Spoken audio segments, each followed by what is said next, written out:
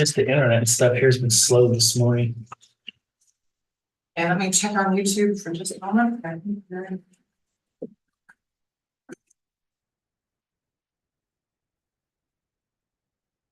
Check, checking sound. Okay, yes, please proceed. Okay. Okay, well, we didn't miss anything much there, no public announcements, so go ahead with commissioner comments then. All right, well, last week, Wednesday, Thursday, Friday was Kansas County Commissioners Association Conference in Pittsburgh. Presentations included a legislative update, BIL grants, appraisal process, ethics, and dealing with media. These conferences are always a chance to meet with other commissioners and learn how they deal with things. And there was a lot of good information presented and learned some things. Also had some questions brought up that other people had to bring up here at some point. There's some things that some good points that people had. And Saturday, I attended the Riley County Republicans monthly meeting, discussions about the upcoming elections. And then there were some questions about property taxes and valuations. I answered some questions, was able to correct some of the misinformation that was out in the public. And that was all I had. Okay. Commissioner Foden. Okay. Well, let's see. I couldn't go back to Monday, but I'm going to go to Tuesday. Tuesday, I had an early morning PT session and later had an annual physical and some various tests, and that kind of wore me out for the day. But Wednesday, we did receive notice about the KDHE and the Bureau of Water grant awards that included Keats and University Park for a total of $3 million. Plus, we are getting a technical assistance grant for Keats for approximately $359,000. So University Park gets like Keats gets $2.5 million, and University about $500,000 in addition to other funds they've received. We were advised at that time not to release information until the governor's office announced it, which didn't happen until later in the week. Some wonderful news for Riley County, University Park, and Keats, and all those who have been working diligently for several years to get these projects going. So it's really great news. Thursday morning, I attended Good Morning Manhattan at the Country Club. Speakers were Shanna Goodman, the new executive director of the Pottawatomie County Economic Development Corporation. And she shared her vision for the attraction and retention of businesses to Riley and Pot County. So John Brewer of Habitat for Humanity gave his PowerPoint presentation on housing and the possibility of land trust communities that would help with affordable housing costs. That was one that we heard before. So, let's see, that evening, I attended the Big Lakes Annual Awards Banquet program at the Midwest Car Museum. They've got some new cars in there that are really cool. I'll have to check it out. So there was a lot of time to go around and browse before the meeting, the event. It was really well attended, and dinner was provided by the Friendship House. Client of the Year awards were given to 2 recipients, and then Employee Service Recognition and Donor Support awards were given, followed by remarks from Lori Feldkamp. Let's see, had an early morning PT session. I have about 2 more weeks, and then hopefully we'll be released. It was actually a really good week last week for the old me. So, I did stop into the office later in the day and bid farewell to Sherry Woodard. And we talked a little bit about Keats and some of the things that she did and ongoing situations. And then throughout the day, I had calls concerning the Kansas Grant Awards for Riley County, and then including a phone interview with K-Man, which hit the press this morning, I guess. Yeah, I was on the radio. Listen, Yeah, I heard you on the way in this morning. So wasn't quite expecting that, but it worked out okay. Weekend, I was able to get some plants in the ground, which I've been waiting for the weather to kind of clear up a bit. So got that done and did a little yard work and a few other things. Played bells yesterday morning in the church. So that's it for me. Okay. Monday afternoon for me had the April Riley County Police Department Law Board meeting at Manhattan City Hall. We approved the consent agenda, but we did have one amendment on there. Our general agenda items included several public comments, update from the Fraternal Order of Police Lodge 17. Several board members had some comments, and then there were several award presentations, both of accommodation and life savings, which were presented to both community members and officers. We also had two proclamations, one for National Correctional Officers Week and another one for National Police Week, both of which will happen in May before May's meeting. We approved an annual letter of audit engagement with James Gordon and Associates. Of course, we do that every year. And we approved several other grants, one from the Office of Community Oriented Policing Services, fiscal year 24 promoting crisis teams, and one from the Bureau of Justice Assistance 2024 Rural and Small Department Violence Crime Reduction Program. The last item obviously was the most important, and that was discussion and dialogue pertaining to the 2025 fiscal year budget and the development of publication of that budget. As it stands currently, that budget as presented was roughly a 6.6% increase from fiscal year 2024. And it's been asked to come back with both a 5% and a 6% proposal for discussion at the next meeting. Yeah, so in May, of course, we all know the process there. It's got to be up for publication and then passed by June 15th. So we've got plenty of time to discuss which direction we want to go. So Tuesday, I left for Pittsburgh and the KCCA conference. Had an opening ceremony at the place called the Dirty Mule. There was a bunch of line dancing. Nobody took them up on the line dancing. Maybe we weren't there. I was waiting to take pictures when John got out there, but he didn't implement. No, didn't have enough liquid courage on that one. So yeah, that didn't happen. And apparently I wasn't the only one. So Wednesday, as mentioned, we had a full day of activities and presentations. Got a legislative update from Mike Taylor and Jay Hall from KAC. Matt Hansen from Widow Bryant's talked about grant opportunities at the federal level. David Harper from the Property Valuation Division spoke on property valuations, and he speaks at this event every year. It's pretty much the same conversation. Had a pretty good lunch speaker, Brandon Clark. He's the head football coach at Derby High School. After hearing him talk, I can now understand why Derby has a pretty good football program.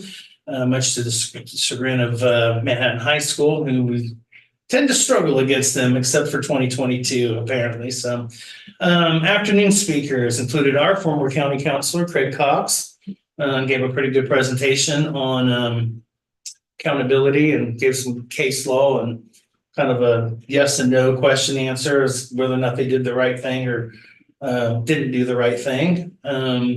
Then we had a local media panel. It was moderated by Mike Taylor. There was somebody from the news station, somebody from the local paper, and then somebody from NACO who does some of their general media work. And then we had our breakout session by counties to discuss issues and challenges that we face. Wednesday evening, had dinner at Chicken Annie's, world famous. There's a whole story behind that. Chicken Mary's and the other 8,000 chicken places there in Pittsburgh. There was a team from Make My Move there from Indiana. I'd had a Zoom call with them earlier, so we just met in person. Former AG and gubernatorial candidate Derek Schmidt joined us too for that discussion, and just talking about the recruitment of people into the area as well as the state of Kansas as a whole. It was a pretty good conversation. Thursday, we continued on with the conference, had an update on all the breakout sessions, an update from NACO with Keith Becker, commissioner from McPherson County, presentation on community engagement and strategies from Aaron Davis. And the last one was a presentation from Tatiana Lynn on the ethical AI in action. A pretty good presentation, but kind of rather long to end everything out. So Thursday afternoon, drove home, caught up on a few things at the office and moved into the weekend. Yeah, I too wanted to mention, just on a positive note, it was good to hear that getting the $3 million for Keats in University Park. Also want to mention the city of Ogden. It's getting a Thriving Communities grant from the United States Department of Transportation for just over $1.9 million That will help out with the replacement of Riley Avenue downtown and some safety improvements that are desperately needed there too. So it's good to hear we're getting some dollars to take care of some critical infrastructural projects that need to get taken care of. So with that, that's all I have. Ready for business, commissioners? Yeah. Need a motion to approve proclamation for National Drug Endangered Children Awareness Day. Okay, let's see. I'd make a motion to approve the proclamation for the National Drug Endangered Children Awareness Day on the 24th of April. I'll second. Moved and seconded to approve the proclamation for National Drug Endangered Children's Awareness Day. All in favor? Aye. All three sign, please.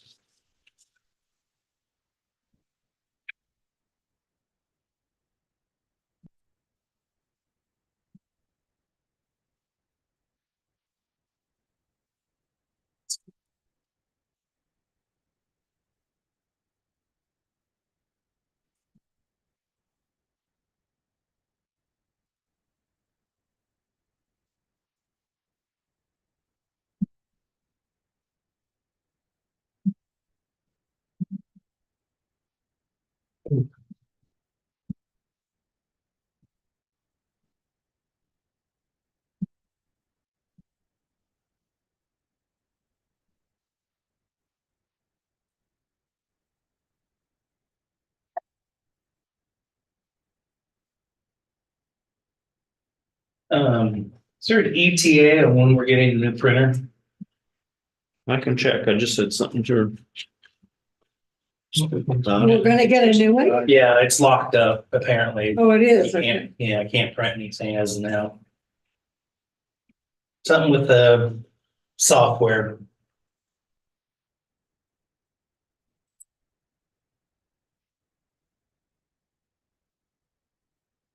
Right, statement there's kind of long. Yeah.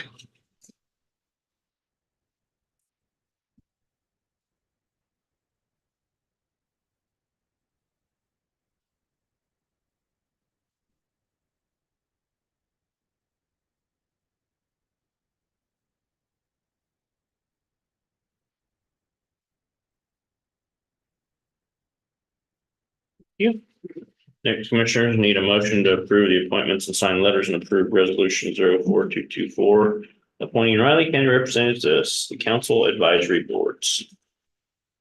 Yeah, I move to approve the appointments, sign letters and approve resolution 042224, appointing Riley County representatives to the council advisory boards.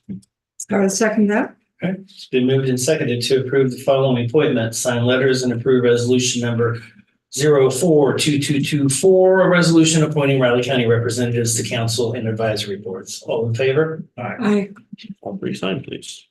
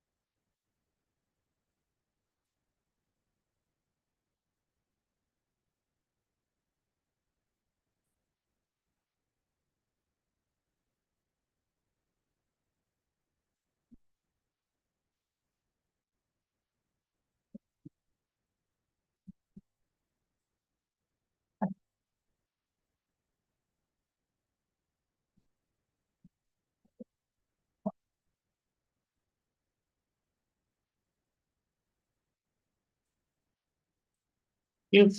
Next, Commissioner, I have Riley County Employee Action Form, Shelley Woodard, Deputy County Counselor, Administrative Services, Counselor Department, Separation of Service, Kate Carson, Volunteer Firefighter Stipend, Riley County Fire District Number 1, Separation of Service, Ryan Nelson, new hire as a seasonal labor, Public Works Parks Department. And then Alan Chapman, volunteer firefighter stipend, Riley County Separation of Service.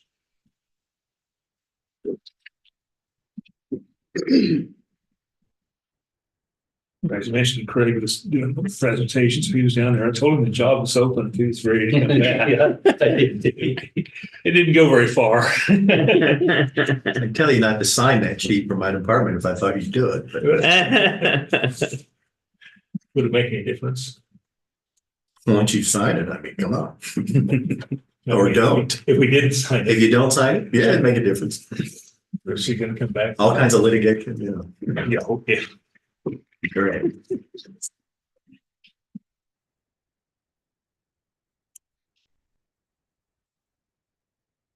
I don't think she'd be convinced, but I'm able to give it a shot. If you guys will just cooperate. Well, I just signed it. Get out there on the. That's, it takes one more. One other thing I failed to mention, next year's conference. Yeah. will be right here in Manhattan. Oh, good. Yes. What date is that? Is it same time of year? Yeah, somewhere around there. They gotta be the first time you've done it here. Always seems like it's so far away. They try to move it around the states. Sure, which I understand. Yeah. You gotta get. I think they've had it here before, but it's been a long time. Yeah. Well, I don't know if we can top line dancing. I guess I see the Ross might have that. We're gonna go different direction. Yeah, it wasn't exactly a It wasn't exactly a hit. top of the line. Yeah. No, it kind of wasn't. It was a little more of a hole in the wall. Yeah. See a video of Commissioner Ford cutting a rug out there. Yeah. What are you thinking, air guitar? Ooh, that could be, yeah, it could be. I just thought getting your experience. I could do the electric slide. That's, I don't know if they do that anymore. Okay, I've changed my mind. Done the Cabbage Patch a few times when I was young. I said when I was young. You're I still. never said I was the smartest person when I was young either. Just for the record. But some of us don't admit it. Okay. I figure it's gonna catch up with me at some point in time. I might as well steer into it.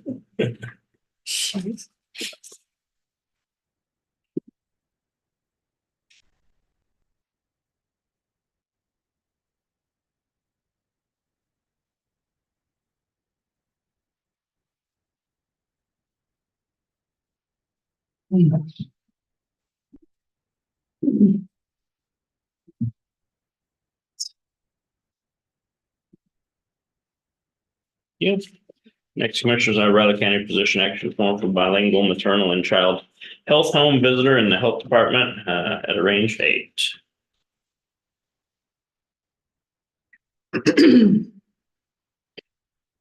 Well, I would make a motion to approve the personnel action form for the let's see, grade 8 range for the health department bilingual maternal and child health home visitor. I'll second. It's been moved and seconded to approve. What was it again? The maternal, And child health home Bilingual. visitor, yeah, it's not pulling up on mine for some reason. temporary. Yeah, that.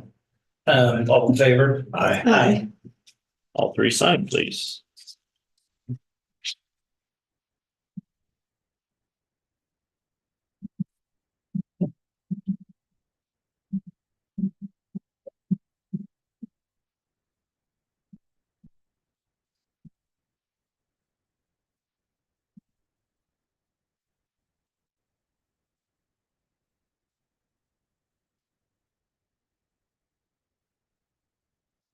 It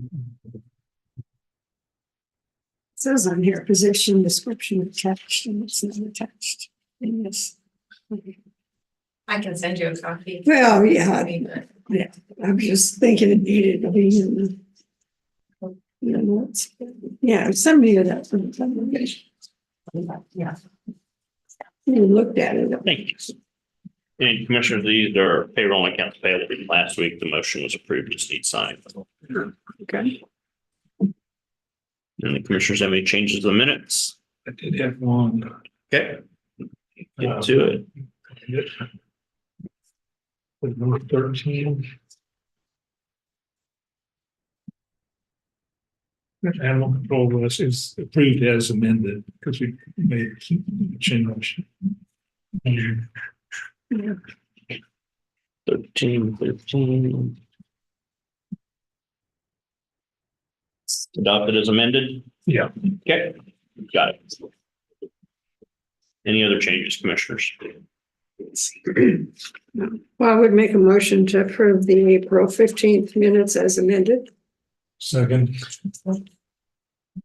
And, motion and seconded to approve the minutes from the April 15 meeting of Riley County Commission as amended. All in favor? Aye. The tentative agendas look, Commissioners. Good. Any items for next week's press conference? No, at this point. Thanks.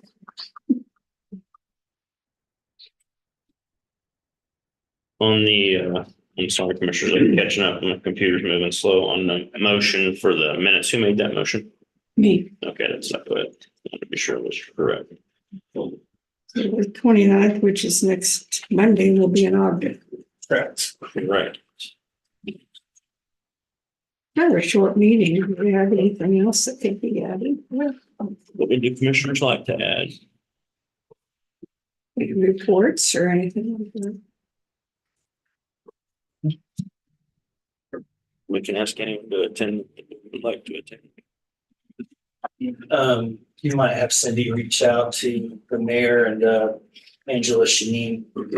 I'm talking about the Riley project over there. Yeah, that'd be good. She's pretty well versed. Yeah, that'd be good to see that one.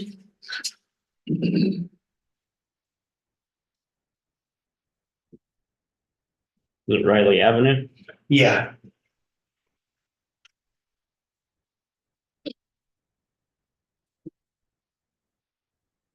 Cool. Catherine will send an email out to other department heads, see if they have anything they could report. Okay. It might be good. This is a short That's all drive short as over there, well. so it's close. I'd actually rather we didn't. Didn't what? I'd rather we didn't have any extra staff that we don't need. I mean, it's in the evening for them. Yeah. Yeah, next Commissioners, we have Michael, how do you say the last name? Rescala. Rescala, just like it looks. Okay, at 9 o'clock.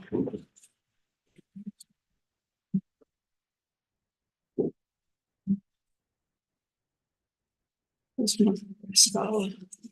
He's the new CEO that's up Pawnee. Robin. Oh, okay.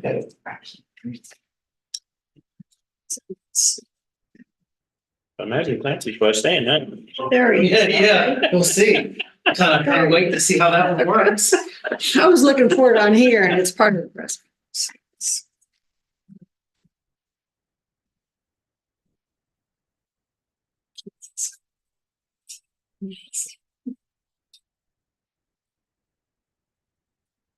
I figured. No, like I that. just didn't. Yeah. Especially when. No, I think that. Yeah. Yeah, we'll reach out to them. Okay. Quick. And then let me go read the steps that I did, steps that I'll have to.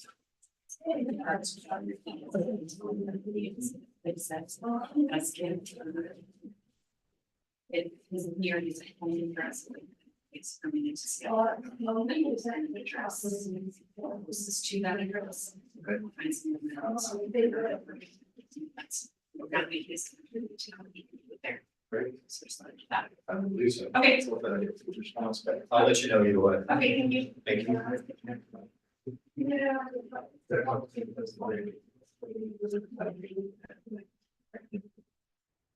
I don't think it's anything big.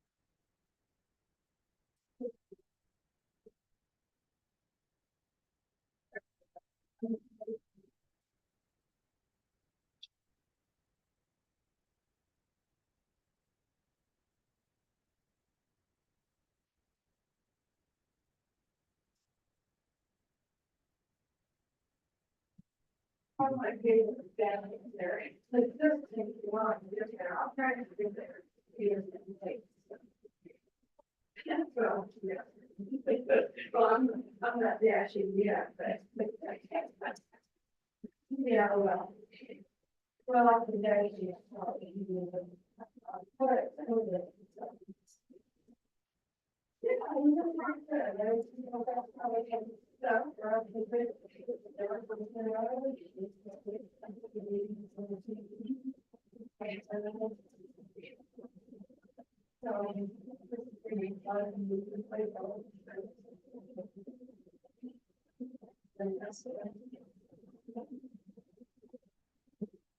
We played one with our.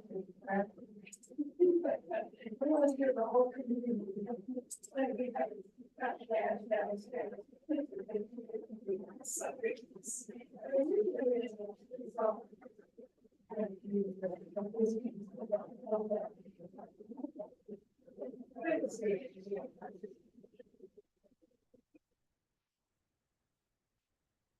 Well, that's really reminding me.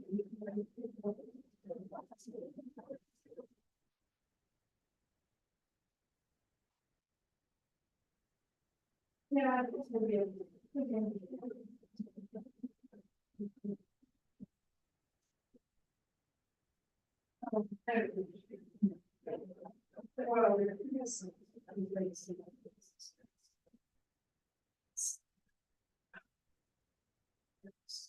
Yeah. All of those, that's for sure.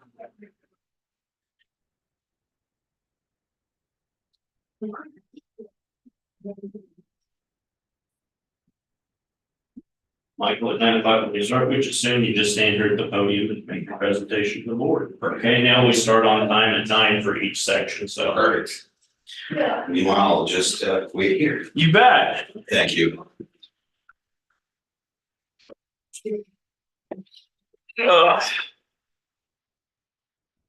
Congratulations on the new position. Thank you. I found him wandering the campus, so I chauffeured him over here.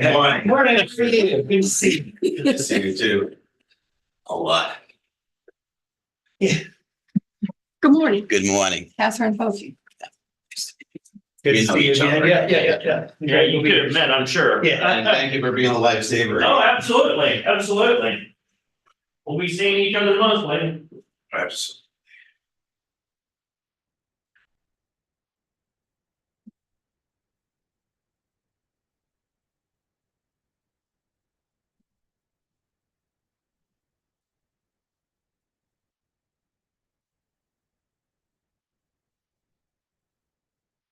Okay. No, we're ready to go, Mike, when you are. Sure. Good morning, Mike Riscala. Nice to meet you, sir. Let's meet you. Nice to meet you, sir.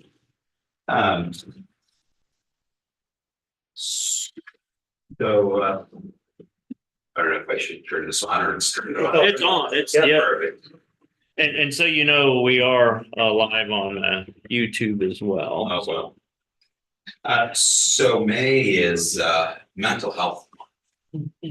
So I brought a few things with me. The presenting party is our newsletter. you don't mind. I can text it down if you want. And also got your mental health month band as well.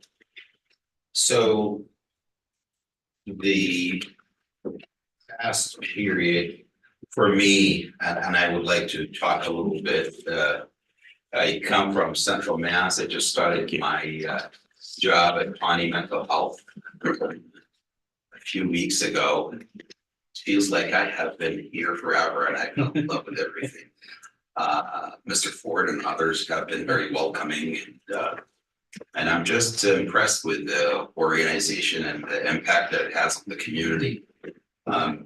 My goal and purpose in the coming year, this is my home now, McKenzie, and my purpose for the coming period, and especially with my transition, is to make sure that I effect the smooth transition for my position with the staff and the board.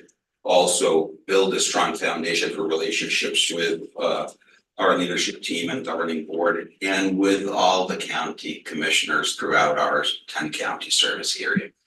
Also maintaining the integrity and the mission and the values of the organization, along with the implementation and continuing the momentum that we have been gaining with the CCBHC, the Certified Community Behavioral Health Clinic momentum or status rather that we have gained recently. I just want to go over a few statistics with you as they pertain to Riley County. And I would go over a few accomplishments that I have noted when I started, and I think you will find those of interest to you and residents of Riley County as well. And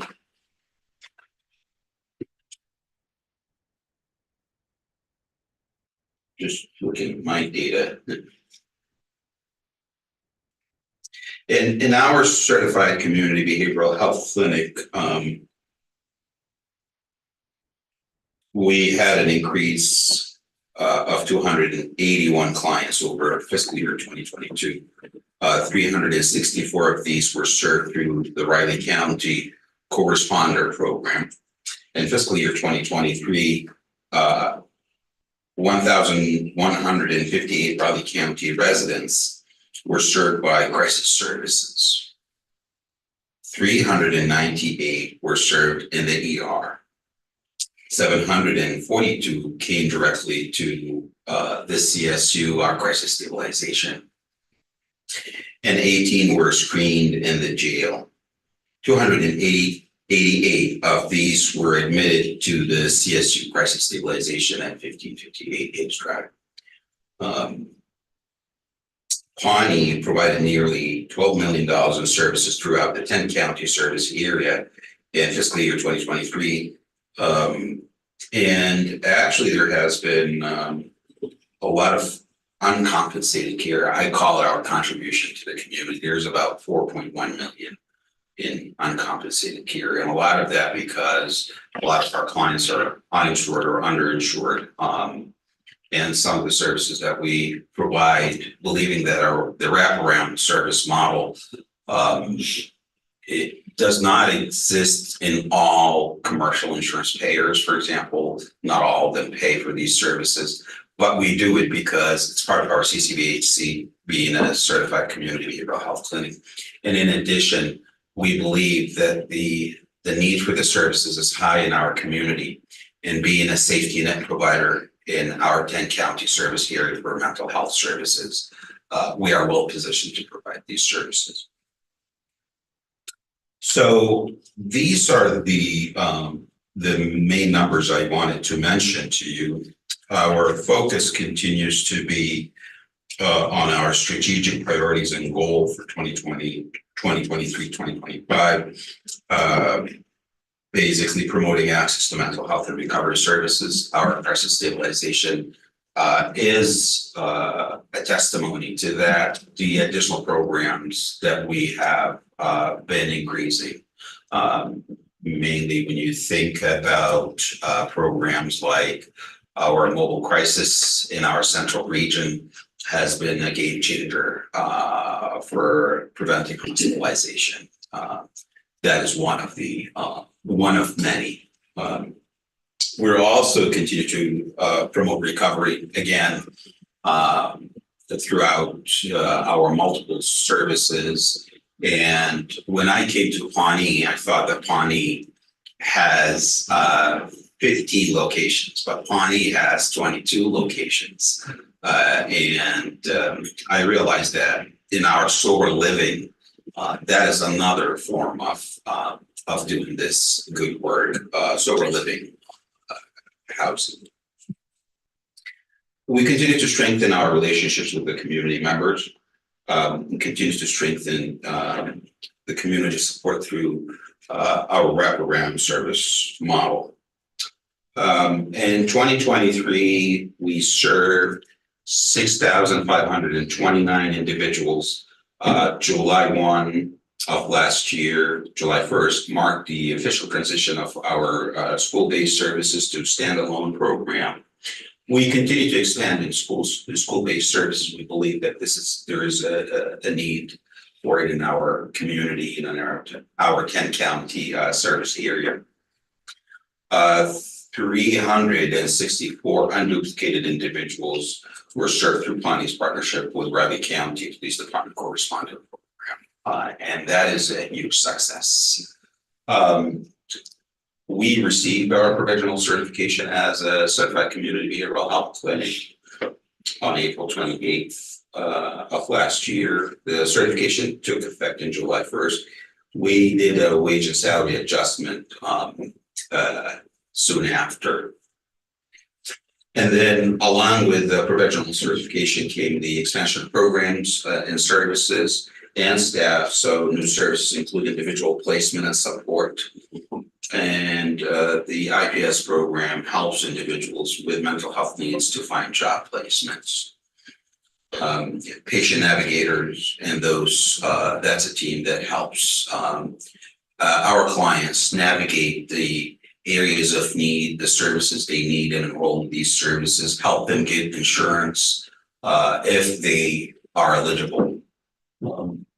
Client benefits management, which manage the Medicaid unwinding process, and assertive community treatment. Assertive community treatment is another form of the service components provided through our CCBHC certified community behavioral health clinic model. And mainly it's a wraparound model that includes a medical component, includes clinical component, therapy, and case management as well.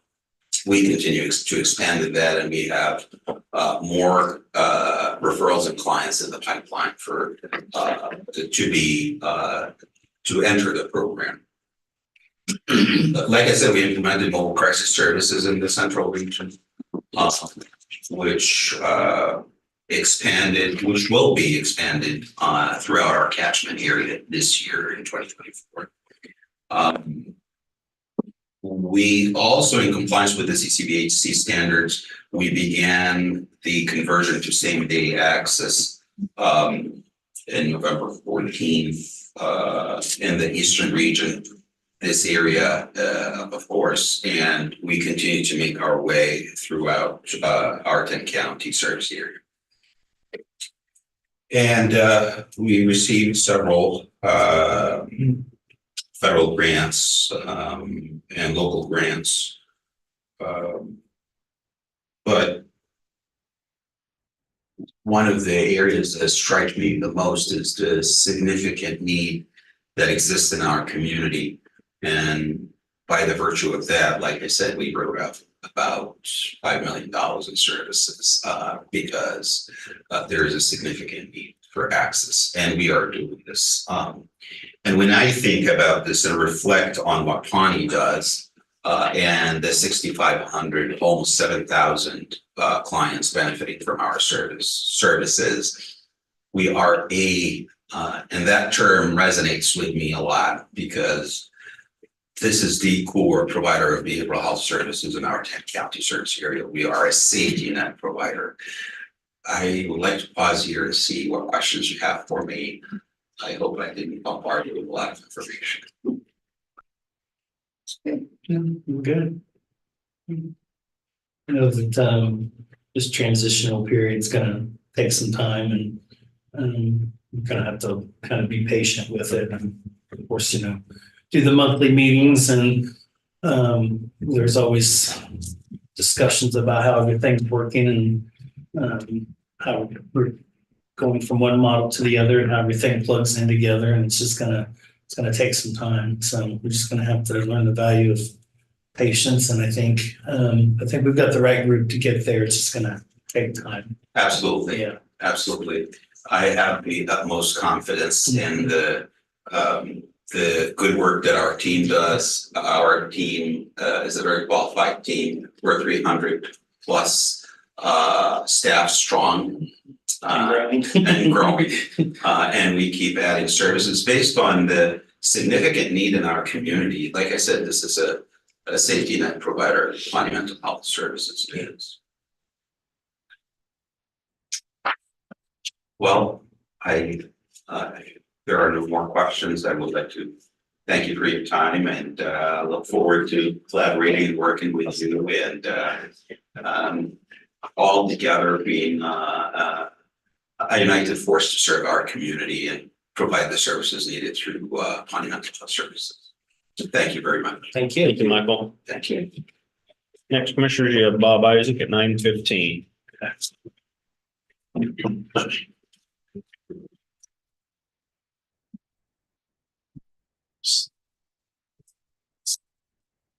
Now we know how it's gonna be now, Clancy. You're gonna wait till afterwards now. That's right. Okay. I'll treat them with courtesy.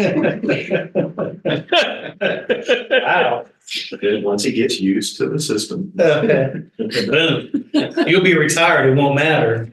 Okay, that's true.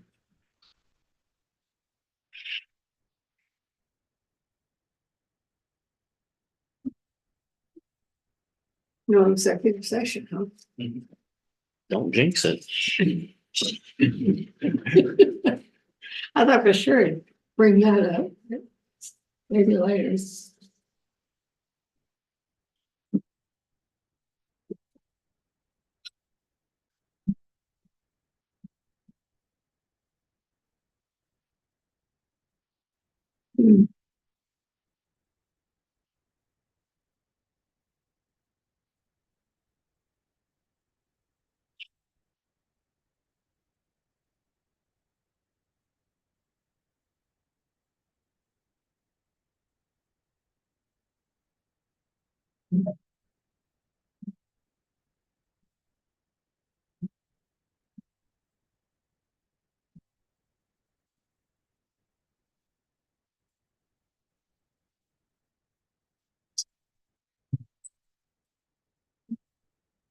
Poor Mike takes so much to be. That's what you're saying. Back around. I would have given up well a long time ago.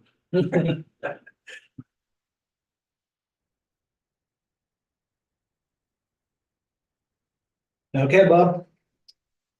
All right.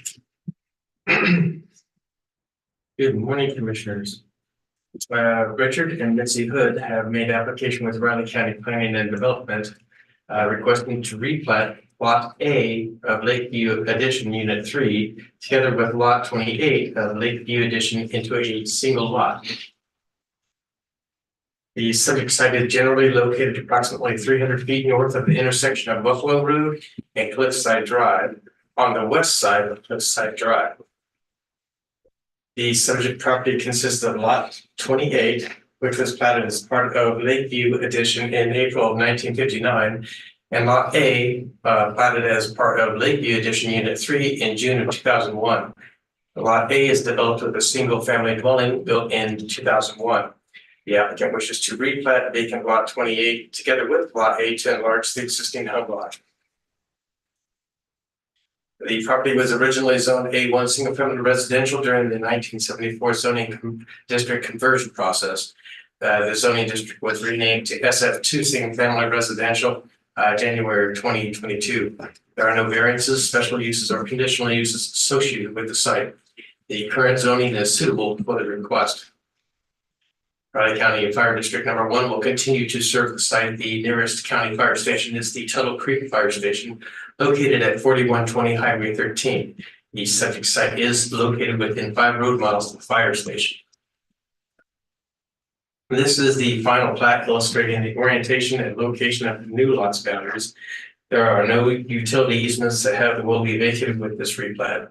The common lot line between these two lots will be eliminated with the replat, and the property is in compliance with the sanitary code. Just a few pics of the site. This is looking northwest, standing at the southeasternmost point of lot 28, Lakeview Addition. Although vacant and covered with several mature trees, the applicant has taken extremely good care of this private forest. Establishing myself further north on Cliffside Drive. This is looking across lot 28 at the existing lot A, which is developed with the applicant's single-family dwelling. This is the last house on the left on Cliffside Drive. This pic shows the home and the sloping cul-de-sac terminus of Cliffside Drive. Staff recommends the Board of County Commissioners acknowledge the approved final plat of Lakeview Addition Unit 5 as it has been determined that it meets the minimum requirements of the Riley County Land Development Regulations and Sanitary Code. That's all I have. If you have any questions for me, it's fairly straightforward.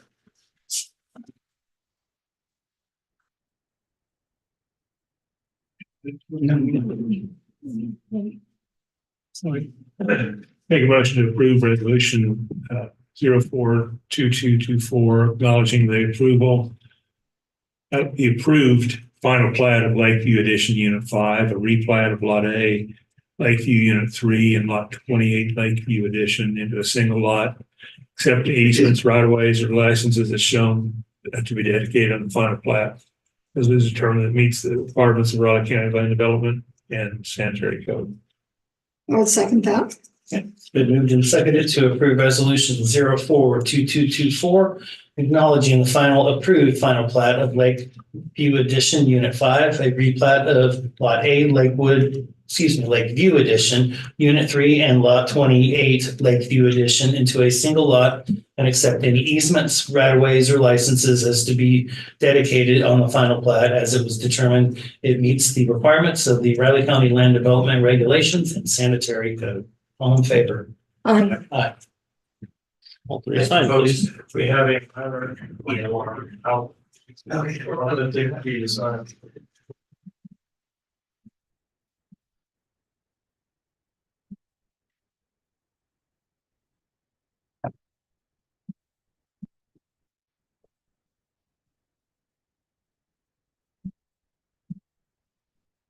Sorry for this. You better next time, Bob.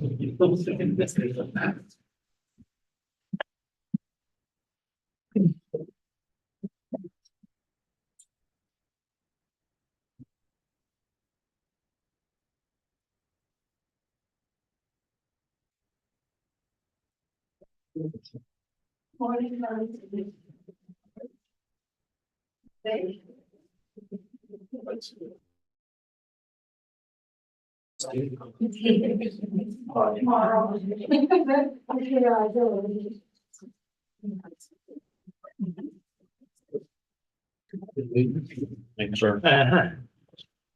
Well, we should have a lot of questions. Yeah. You just said it.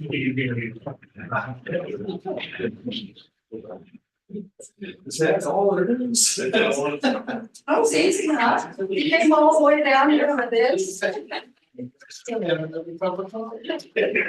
Got some over there and it want some. It is hanging around.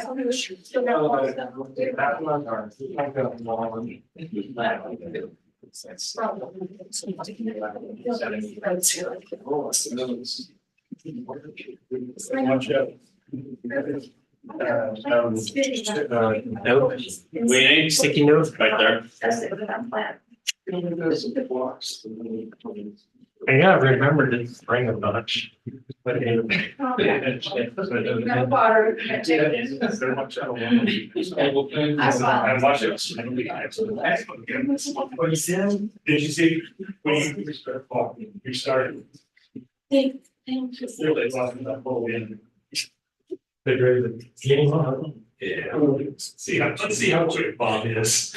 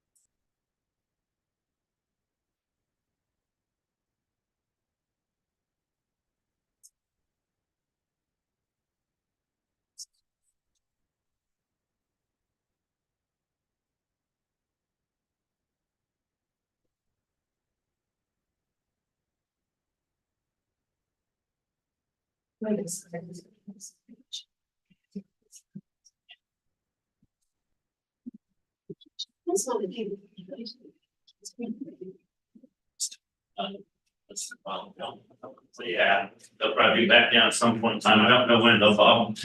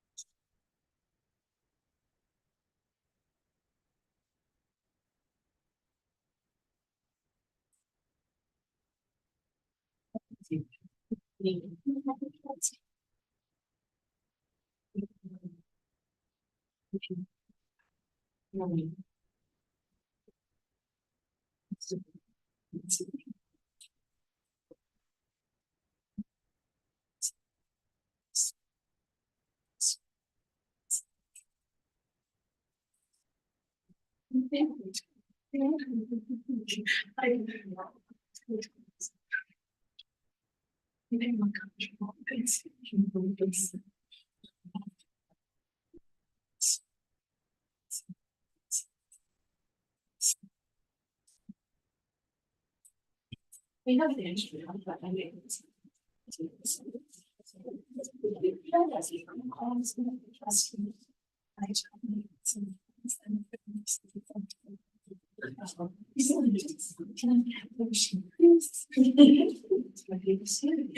Right.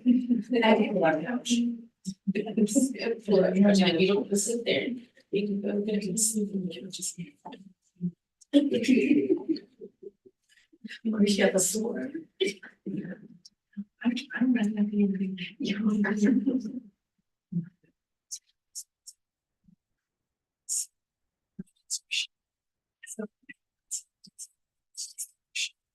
So what? Yeah, very much so. It's energy, just it's touching. It's just just people saying,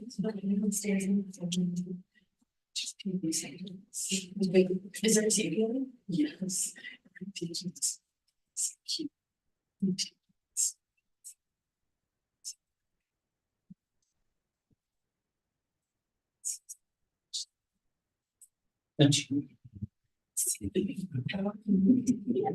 That's what she's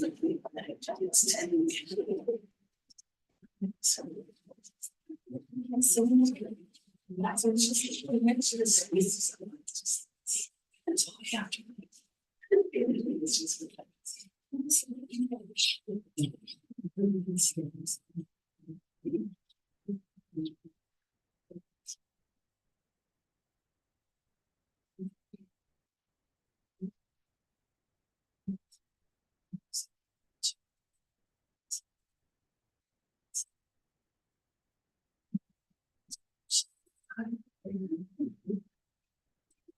that's the most important, right? Like you have to have the next member, so that's what. Like do come back, say people ever.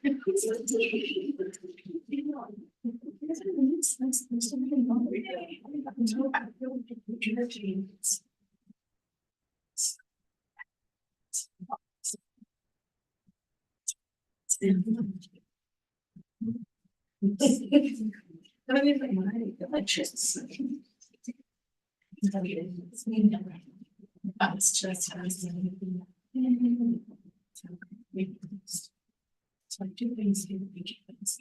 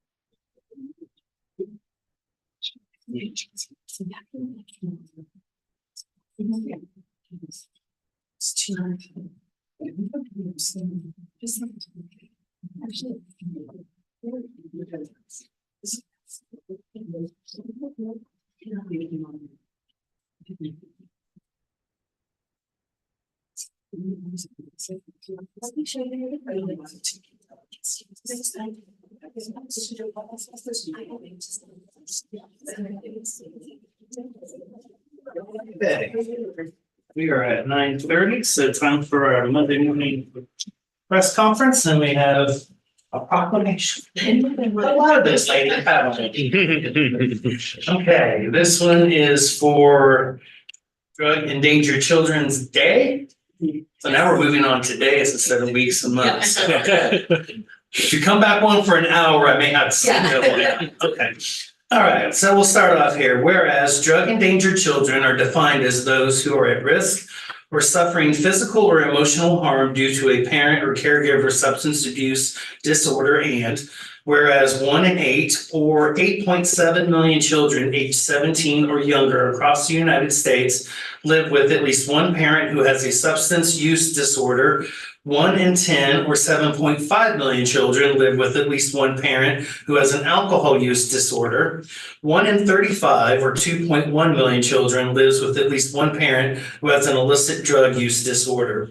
And whereas children with a parent who has a substance use disorder are more likely to have lower socioeconomic status, increased difficulty in school, and are at risk of parental abuse or neglect.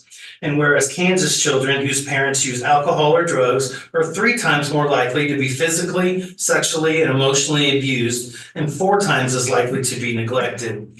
Whereas approximately 140,860 Kansas children are living in environments where their parents or caregiver uses substances, and an estimated 5,155 Kansas infants are born exposed to substances every year.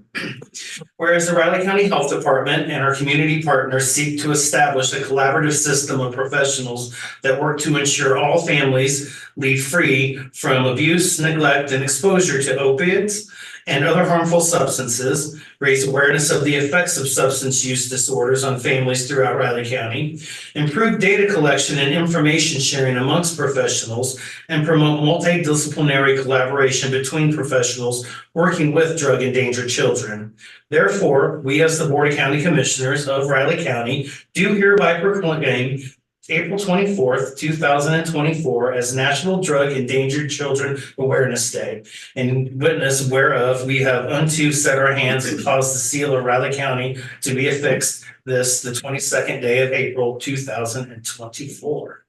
And Julie, okay. Guess you have a few words to say. Yeah. Okay. Well, thanks again for another proclamation. April is a busy month, full of proclamations. So as we recognize the 4th Wednesday of April as National Drug Endangered Children Awareness Day, we are working hard to raise awareness every day about this issue.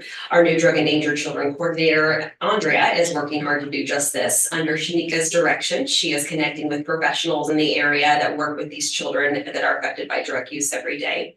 We appreciate everyone's support in the efforts to try to reduce the gap in coordinated care for these children. So thank you very much for your support. Welcome. Do you want to take a picture or something? That's awesome. I will give that back to you. Thank you. Yep. Actually, you can have that. Okay. Okay. And 1, 2, 3. 1, 2, 3. Gotcha. Thank you so much. Thank you.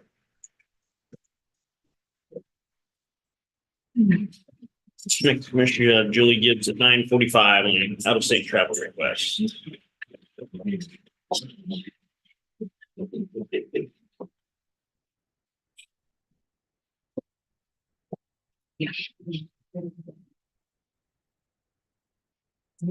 Okay.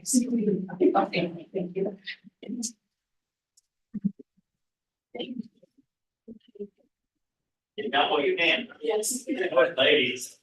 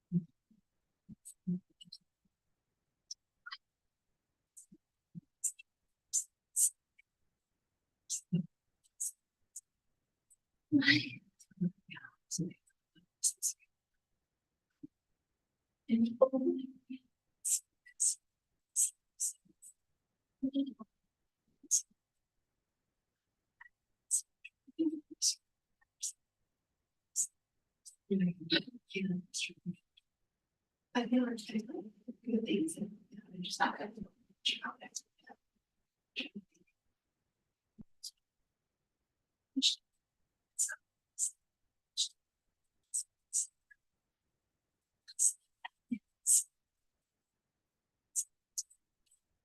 Yeah.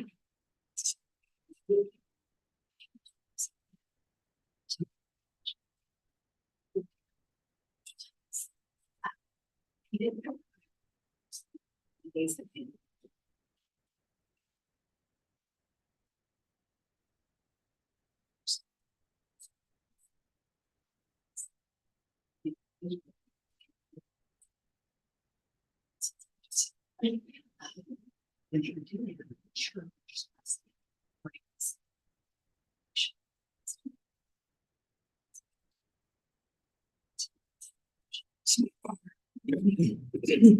She jumps. She was quite. Oh, really?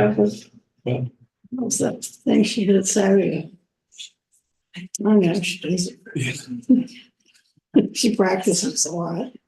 Oh, you have to. Oh, yeah, she's 2-3 times a week. She's in there. Sure, yeah, she and Forrest gonna have to learn Yeah, to know each other. when she got about a second voice. She was younger than she's transitioned, and the other one got old, but they're such different horses. She has to work on both of them. Going back and forth on them.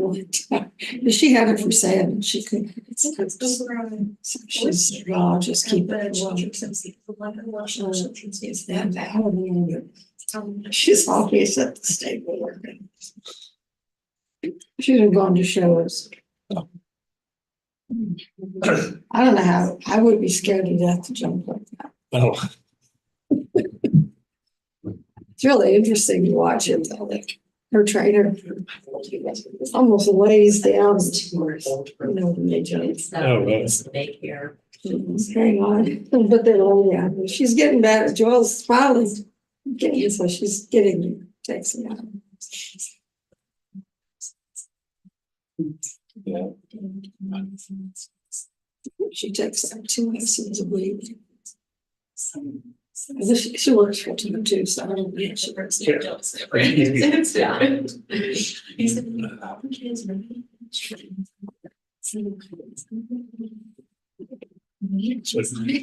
Thursday, the son here has 3 kids and they all have events Thursday afternoon. Okay. Oh, really? So I've got one of them.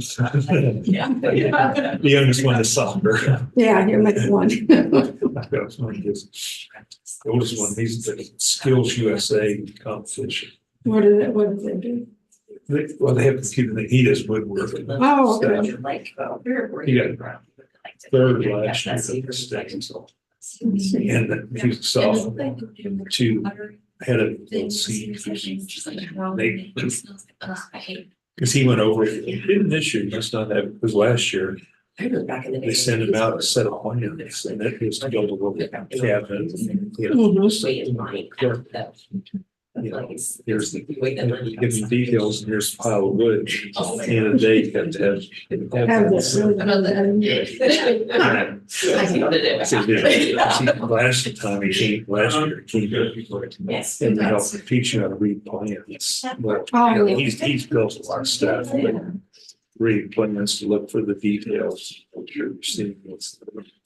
That's skilled labor, that skilled. Very hard He's- for- he's- Taking Oh, so, cutting boards and stuff for years now, selling different Oh, boxes and stuff. He's had them in the county, you know, has stuff in the county fair all the time. He would work. He's got that and her daughter's got track and he plays center. Dad has son. So she, I don't know how it is, keep track of all that stuff we do. all and this. Dan is gonna be supposed to be the most, you know. But then she just found out yesterday they got canceled. She's got a group of teachers that she worked with. It was preschool, kindergarten, in one location, and they were all friends, and they still get together. They still get together. You know, but she has to work there. She's three.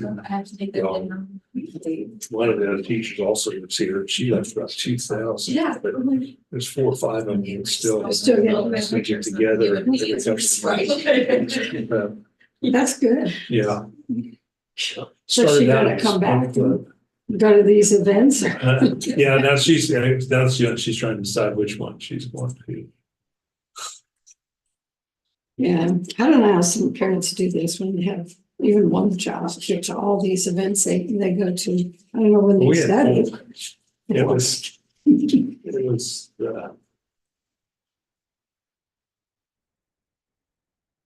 3 of them were real active in sports. It was. The youngest one's the one that she was did more stuff. The others were gone. By the time she got to high school and was really good. Too much stuff. So we spent a lot of. If that's the only one, like fair ones. Oh, good. Okay. They only. They went to 1 or 2 tournaments a year outside of Kansas City.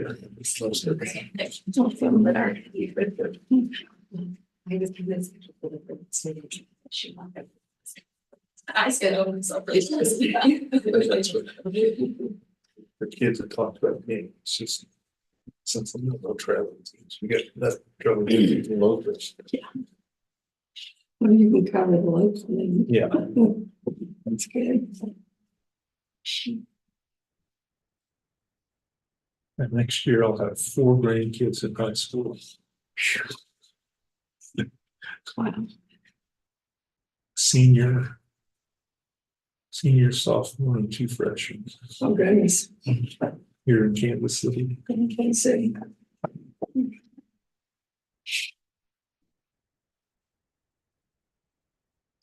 Many. Keep moving around on here, or we'll pick you up. I know. Okay, 9:45. Need a motion, please. Okay, I'll move. Move that we recess as the Board of County Commissioners and convene as the Board of County Health. I would second that. It's been moved and seconded that we recess as the Board of County Commission and reconvene as the Board of County Health. All in favor? Aye. Aye. Great. Julie. Good morning again. Julie Gibbs with the Health Department. I'm here with another out-of-state travel request. Hopefully one of our last. Spring's been busy with conferences. We have this conference, Nature 360, coming up in July. It's an annual conference. Every year it's in July and they move to different locations. Last year I attended in Denver. This year it's in Detroit. And Reva and I would like to attend. Really, I could take a lot more people if people to go, but that was the problem, was getting people to be able to go at this time of the year.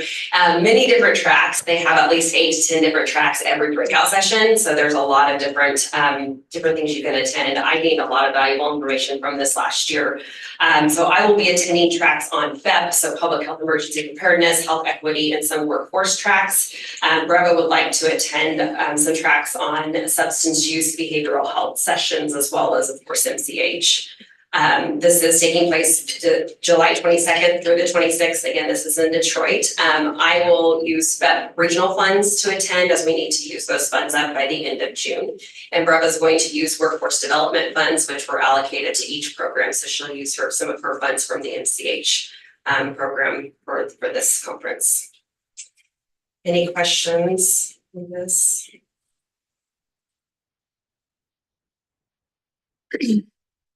Well, I'll say I would move to approve the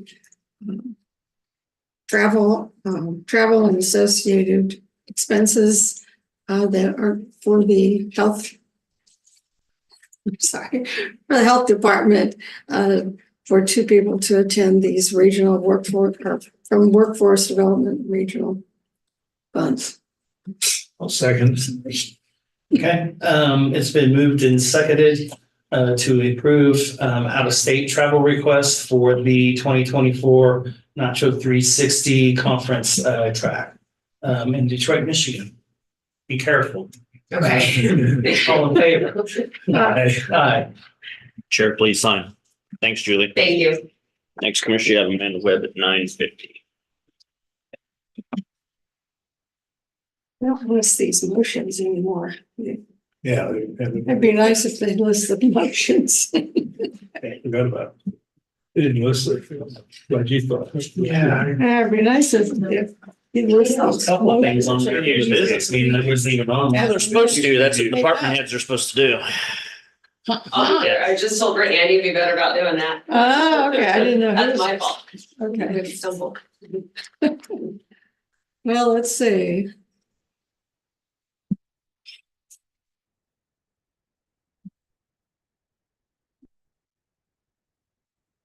Morning, Catherine. A whole bunch of the sign, that's not that much.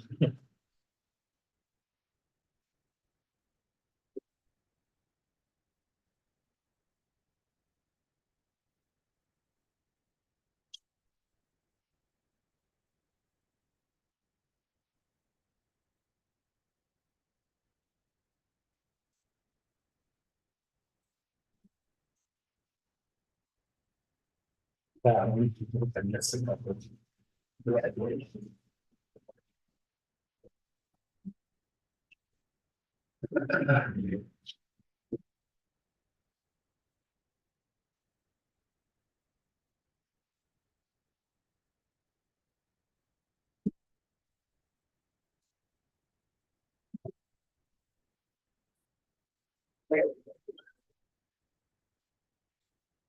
I move to recesses Board of Health and reconvenes the Florida County Commissioners. I second that. We moved and seconded to recess as the Board of County Health, the reconvene as the Board of County Commission. All in favor? Aye.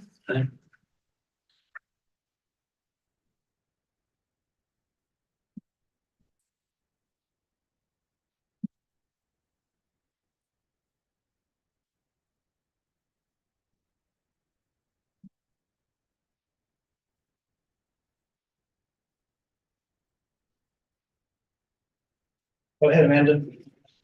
All right, good morning, Commissioners, Amanda Webb, Planning Director, here with our comprehensive plan update report for this month. It's been a little bit quieter, of course, as you folks know, since we're working on obtaining a consultant. We'll talk about that in just a minute, but we still have a few things that we've been working on that I wanted to report. We talked last time about pushing out our completion deadline to June 30th. Of next year. And we also talked about that it's likely we'll get it done earlier than that, but we just want to make sure that we're not gonna go much further than, middle of the year. And then that's almost a year away from now. So I think it should still be plenty of time to get everything done that we want to get done. So it's still having good quality plan. So just want to put that out there. Just a reminder, we have a comprehensive plan update dedicated website. We have lots of information on there, including all of the public input that we've gathered so far from the survey and the community meetings and everything. And you can find all kinds of information on there, how you can get involved, upcoming meetings, all sorts of different things is available there. So just like to always kind of talk about how we have that resource available for folks. So, and I know Vivian posts things on social media and, you know, pushes all of that information out for people to be aware of. The logo survey, the branding survey, I guess we can call it, it's out there, it's still open. We talked about kind of closing that up and bringing that information to you folks today to kind of make a vote on. And we've gotten about 40 responses so far, which is good. But we decided with you know, working on getting the consultant on board, maybe things would you know, not necessarily change, because again, these options come directly from the public input that we've gathered so far. But we thought we'd give it a little bit more time, have it out there available longer, and then once the consultant's on board, we can work to kind of wrap that piece up and have that before you folks and for that final decision. So that's still out there and available on our website for folks. So we definitely encourage people to go take it. It's just 3 questions. There's 4 options for each, and there's still front runners for each that I don't want to spoil yet and share. So, but it's just been interesting to see what people have been selecting, and that there's, you know, kind of front runners for each. So more on that, of course. So the consultant, we issued a request for qualifications at the beginning of April, and the deadline for questions from consultants was last Friday. And I did receive some questions from a variety of folks that I've responded to. The actual deadline for submittals is May 3rd, so just a couple weeks. I sent the RFQ to 16 firms. It's posted on our county's webpage, and it's also posted on the APA's website. That's actually free to do, so certainly a great resource to utilize. So that is out there. Just so you're aware, as we move forward, once we receive the all the submittals, how that's going to work. Of course, I will distribute them to all of you, or get the fun of being on that selection committee with me. That's as per our procurement code. And then Bob, of course, our planner, and Vivian, I'd like them to be a part of our selection committee as well. So once I receive all of the submittals, they're going to send everything to us in hard copy and email as well, like we talked about. So I will send hard copies to all of you, of course, and then all of the rest of them on the selection committee will have that week. This is at least the timeline in the RFQ. Of course, we can change it as we need to, just depending on time, but we do want to keep things moving. But you know, if for some reason only a week doesn't work, we can get that all figured out amongst ourselves. But I'll distribute all those for everybody to review, kind of rate. And we have to select at least 2 firms to interview. We hope we would have maybe more than that to do. I think we're going to get a good response to this. So I mean, I'm hoping we'll have a good amount to choose from and have at least, you know, a good handful to interview. But we do need to do at least 2 as per our procurement code, unless of course you folks want to do something a little differently, but at least in that procurement code, that's what it states. So and then we'll get the interviews set up for folks. So depending on some are a little bit more local, regional, some might be a little bit further afield. So we'll figure out how all of that will occur. So just so you're aware of how that process will work and kind of the time frame we're looking at. So and then I hope we'll have somebody selected mid-May, and then of course the agreement will be before you folks by the end of the month, and then we'll hopefully have somebody starting in June. So you know, we can just keep the momentum that we built up and keep things moving. So I know it's kind of a quick turnaround, but it really is kind of important that we get somebody on board quickly and just keep moving. So any questions or comments on that while we're talking about the consultant piece of this?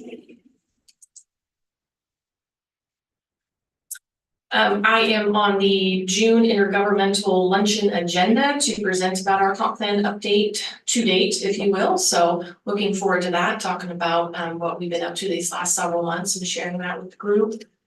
And just a quick plug for REDAB, and thank you to Gary Fike for putting together this meeting. We of course do our monthly meetings, but what he did this past meeting, which was just last Wednesday, he arranged to meet folks out. We went to the city of Riley And we had the mayors from Riley and Leonardville, as well as Angela Planner and wear many other hats in Ogden. They were there luckily, which was really nice. It was nice to be able to talk with them and hear from them. And we just kind of kept it general, if you will. What the group wanted to hear was just kind of some of the different issues per se, or hot topics in their community. A lot of them were, a lot of the same stuff that communities that we deal with or other communities deal with. So it was still good to hear from them though, housing and code enforcement and other issues and things.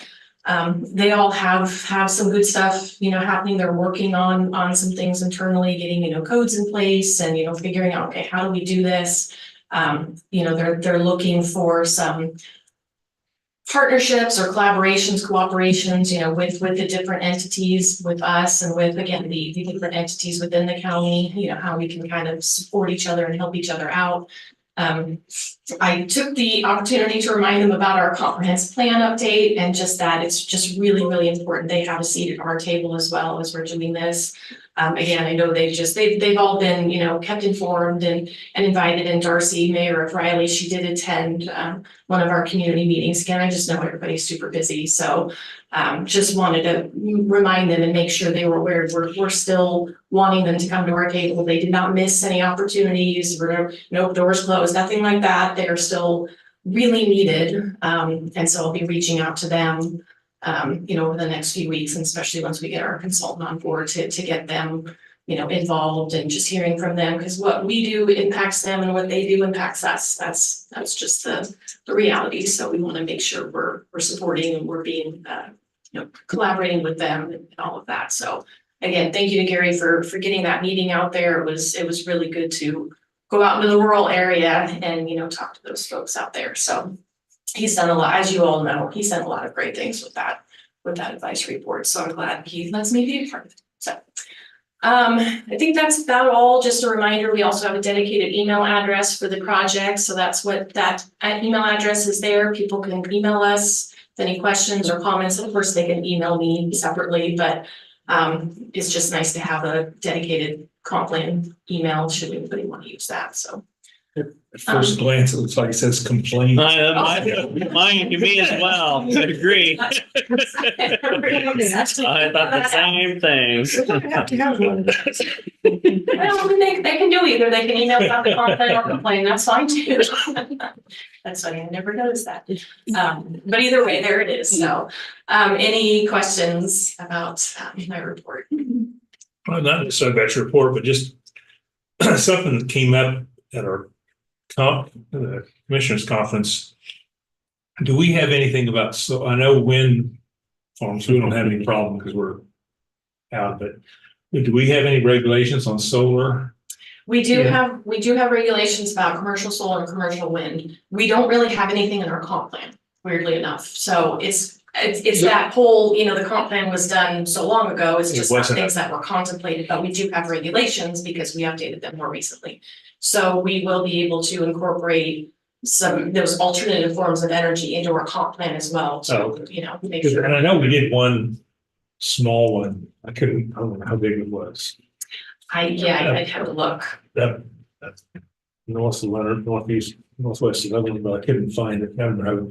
It's several of them were talking about, and they were talking about their comprehensive plan. They were starting because some of them didn't have any regulations, and the group had gone out and found landowners, drew the plans and everything, and came and said, "Here, approve this." And I want to make sure we're ready for it before they can. And I don't know if you heard about the meeting a week ago in Lawrence on the solar farm. They had a public meeting that went 10 hours. Holy moly. Yeah. No, I did not hear about the 10-hour. Yeah, it started at 9 in the morning, and went till 7 in the evening. I talked to one of the guys who wasn't from that area, but one of the counties close to it. He said he sat through half of it. He said it was a big discussion. Yeah. It was 600 acres of solar. Yeah. So it's a big hot topic, both wind and solar. And they talk about solar farm, and I think, and what I've heard though, I keep hearing about solar farms. They said, well, ours was considered a solar garden.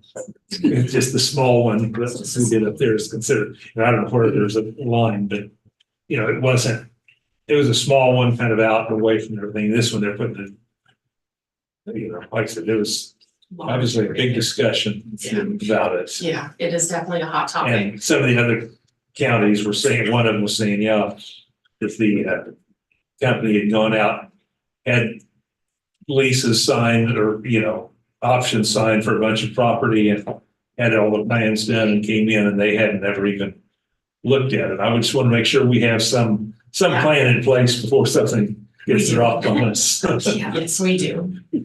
Yeah, we Okay, have good. regulations in place for the commercial ones. And the wind ones cause a lot of problems, but luckily we don't have to worry about that one.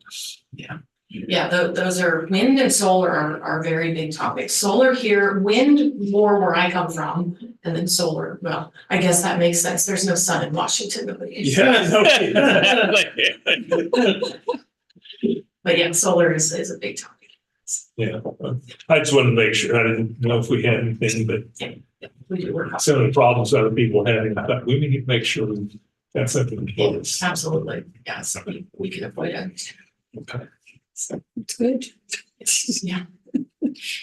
Yeah, I don't want it to hurt you. No. Prefer not. In fact, we won't have They took some breaks in there. we won't have a 10-hour meeting. I guarantee you that. So, any other questions about comp plan or I guess anything else while I'm here? No. Want me to bring back? All right, thank you very much. Thanks. And next, commissioners, you have Clancy at 10:10.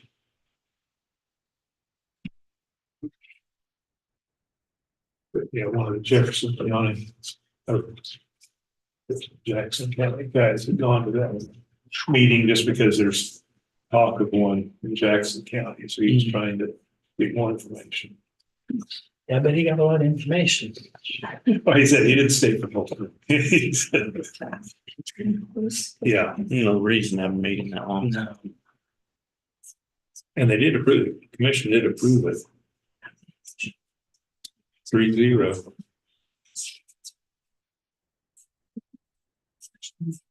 We're gonna find out all that stuff doesn't work without subsidies. Well, right now, it's not really working at all. If you're approving it, you're approving more government debt. Yeah. Well, it's.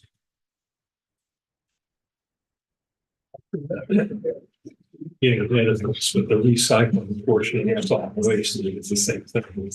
It's Sure. It's it doesn't pay. Does not. I've got one of Jan's relatives had a pretty good sized trash, you know. Well, he's retired, his son's taking. He said it costs more to dump recycling than it does trash. It doesn't make sense. Does not. It's somebody last Riley City meeting, they were talking about, it's not going to have a new contract with the trash people, and things and recycling, because they can pay extra for, I think it's just twice a month, they come around, pick up recycling. They said, well, we're going to set up a system, set up somewhere, you know, so people could dump instead of having any other, so they could. We did that 5 or 6 years ago. Yeah, you know, I'm in with paper press and people just walked in through the trash and I said it cost me more. I said it was unusable because people just done, nobody cared. They just went in. And what we found out is all the people from out of town came in. Drive in. Drive in through the trash. Is there, in Riley, does everyone have to get their own trash service? No, Huh? no. You guys have your own centralized, Yeah, when we just hire someone, hire gotcha. one company to do And is it each house or you just have big bins? it. Each house. Okay. And They supply those totes. in the community that in Blair, Texas, where Michaela just moved. It's community wide in a small town, probably about the size of Riley, and they just have the big industrial size at various corners in the community. Oh, really? Not recycle, it's just all trash, you know? Mhm. Yep, they just have the big dumpster ones that the trucks pick up and one at every block, I think, or something. Huh.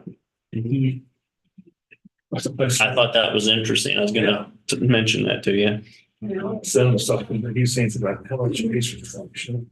No, he told him, oh, we pay me.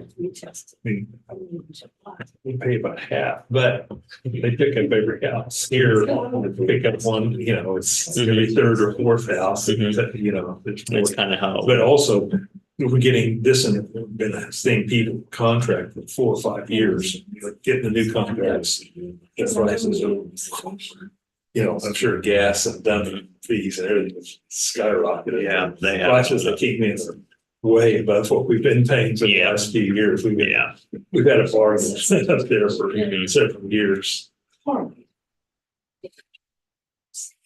Because even, we do have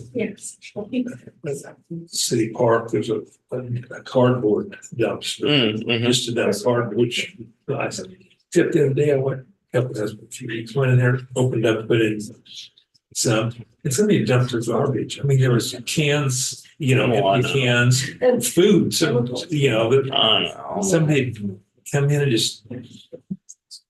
As the office knows, common saying in my office is people. Just people. Because there are certain, you know, aluminum cans, cardboard, newspaper, those stay accessible, nothing else does. Copper's paying pretty good right now. Yeah. And the copper markets. Oh, did it jump back up again? Yeah, they're expecting maybe record highs coming up. No. I know that bounces around, they can go up and down. Yeah, oh yeah, it does. And these people got stuff and then a few years ago, it just bottomed out for a while. That's what the one big electrical company, electrical contractor, that their apprentices roll out to pick up the scraps at the end of the day for, you know, electrical running. And it cleans up the site. It's after the hour, after you're done, go around and pick up all the scraps and collect them to turn them in for a little extra cash. Yeah. Because there for a while, when was that? Like the late 90s, when copper was really high. They couldn't leave real copper on the jobs. Oh, yeah. Overnight, they had to take it with them because people were in some places. It was large budget, but some places they broke into it, pulled the car. You know, they'd run one. They pulled it out of the building. Even stuff that already been run, pulled it out of the building.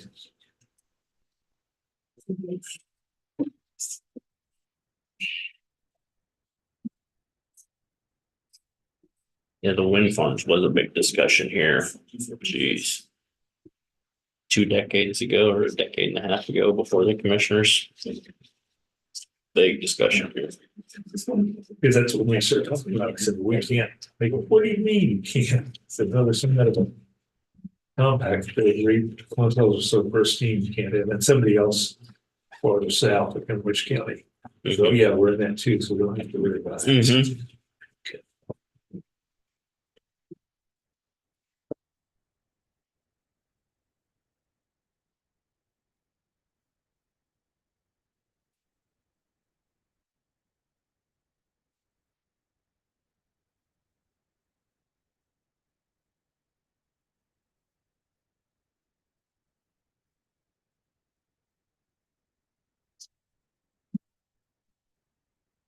Hey, Clancy. Good morning, Commissioners. Clancy Holman, Riley County Councilor. With your permission, I'd like to begin with the second item that's under my time this morning. You've got a couple, because I have a couple of department heads that are here to answer any questions on that. I want to keep them any longer than necessary. What you have in front of you is the resolution establishing parking and traffic regulations. The Riley County Health Department and the Riley County Historical Museum. That sounds more complicated than it is, because what it does really, Deputy County Counselor Shelley Woodard did all the work on this. I don't wanna make this look like I'm the one that prepared this. I did not. She did all the work. And worked with the department heads on putting together something that would be acceptable. What it does primarily is it extends the existing rules in effect at the county complex parking regulation, extends those same protections to those two other facilities owned by the county. It does not involve towing. What it involves is the authority to write citations when violators park elsewhere than when they're supposed to out there. And it also has the same fine. We found long ago, the reason the one down here I think has been pretty successful is two reasons. First of all, active enforcement through staff of the clerk's office, but also because the fine is significant. We took action to make sure the fine would actually have an impact on somebody who's purposely not following the rules and causing a problem for citizens and others to come in and use the services of the county. It's $50. It does also include, because this is a resolution, assuming you pass it, it can be enforced in the Code of Enforcement of County Resolutions. And that's why there's an additional penalty down there. In the extreme case, and I emphasize extreme case, it might be available. And from time to time, we run into extreme cases of serial violators, if you will. Sometimes the same individual, same vehicle, at least, sometimes even down here once in a while. Not as often as it used to, but it does happen. So it's a good tool to have. But again, that's the purpose question, or immediately avoid the question and pass it on to our department heads that are in attendance. But I think it's pretty straightforward. So there's probably even a bit of museum of people just that students You parking might out want to there. step up here, Captain. So, get for your visitor starting rolling. I've been practicing for this role for days. So to answer your question, mainly what we do occasionally have students, but we are fortunate that we have a large lot. Yeah. But we have, I guess what you would consider abandoning of vehicles. We'll have somebody that comes in, and most recently we had a vehicle that sat there for 6 days. Now, we do try and alert the police if there's something that sits there that long, just in case there's foul play involved. But there was not a person coming and going as in they were visiting the neighbors. And so that was 6 days of having a strange vehicle sit in our lot. We also, because we are in that neighborhood, and our neighbors tend to have RVs and boats. When they want to make room in their driveways, they park their recreational vehicles in our lot, and also those stay sometimes for days. So we've got those issues.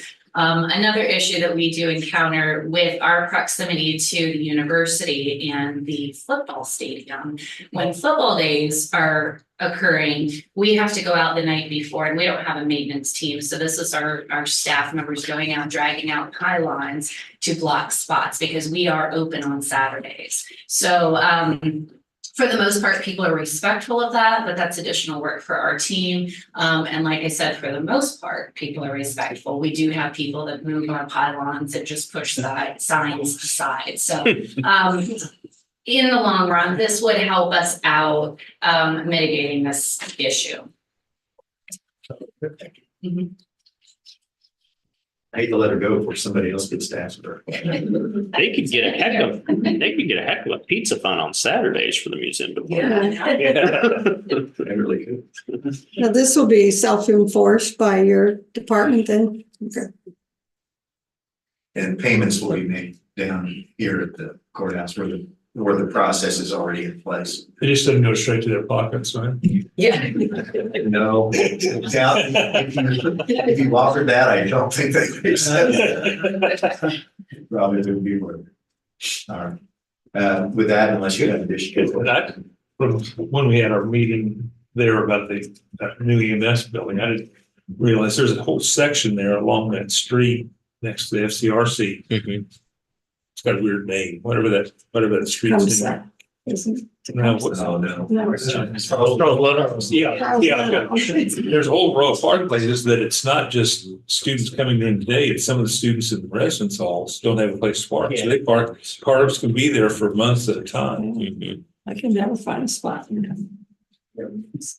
We've also tried coning that off and they just moved the cones. Yeah, it doesn't matter.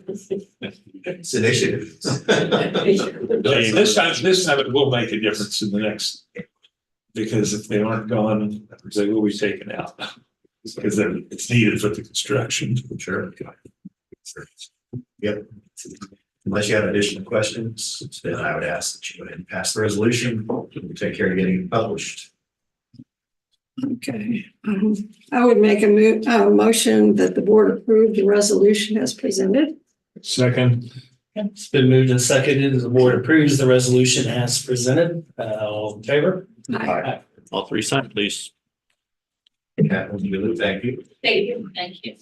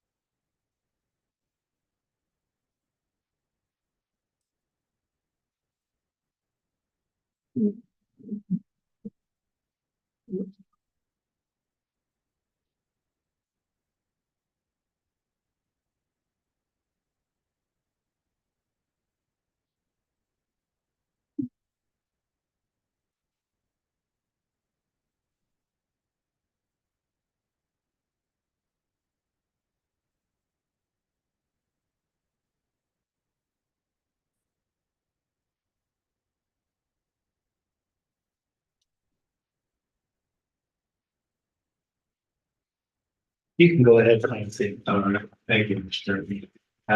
Next item is the usual recurring project list. It's been updated. New materials in bold. And I would obviously be glad to answer the questions you have in particular. There's nothing on here that I was going to particularly highlight for you this time. Any status update on nuisance abatement? And I've not heard, the last thing I knew on the fate of that was it was headed to the governor's office and there was some suggestion our lobbyist was checking to see whether there might even be a signing ceremony at some point. Now, whether or not that would be done on that particular piece of legislation, I do not know. And I've not heard back from my lobbyist. I will double check. See if that's gonna happen. It's got to be reached in that 10-day point. Yeah. Could be. Passage is passage. That happens. On that topic, since Amanda's here, there's a lot on the corner of Tuttle Creek Boulevard and Purcell Road that is rather cluttered. Is that one, I'll have to check with Darren to see. I mean, it's hard for the entire community not to miss. It probably is, so we'll check with. Oh, okay, I know which one you're talking. Yeah. Where- We can check the status out there by the airport too on the abandoned trailers. The bottom of that hill where the substation is on top of. It's so bad, the neighbor just recently put up a new wood fence. But unfortunately, we can still see it from the highway very well. Yeah, it started out as a small. Hmm? It started out as a small stack. Well, they did such a nice job redoing that house. Yeah, but You know, they except the went house to on great the lengths and outside. spent a lot of money on redoing the house and So I knew the previous one was still before it was sold, but something, yeah. That's all I have, Commissioner. Okay. Harrison. I don't have anything else. Thank you. Next commissioner, you have Amanda Webb at 10:30.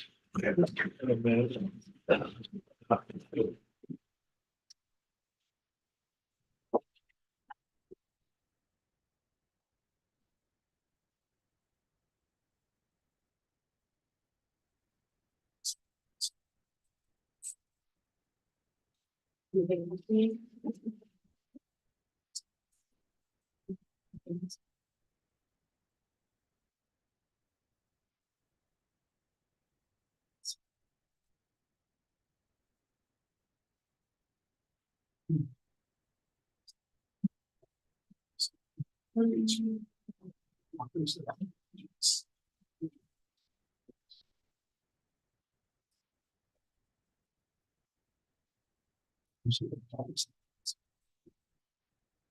have a second? You bet.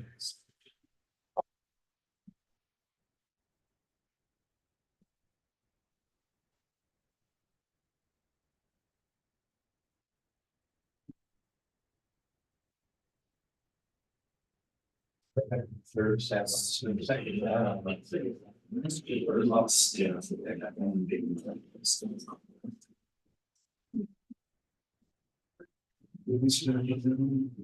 For some reason, I was thinking more. Just kind of.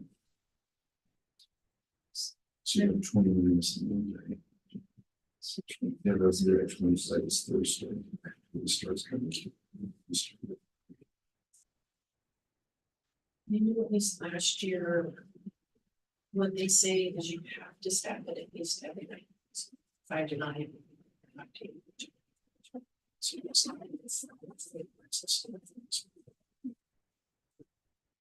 be worth it. I need at least 10 minutes or something. So, send a message. Just.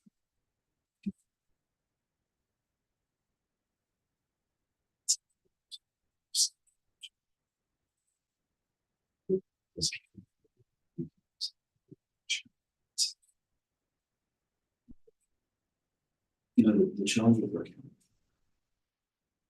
is that it coincides with our sales.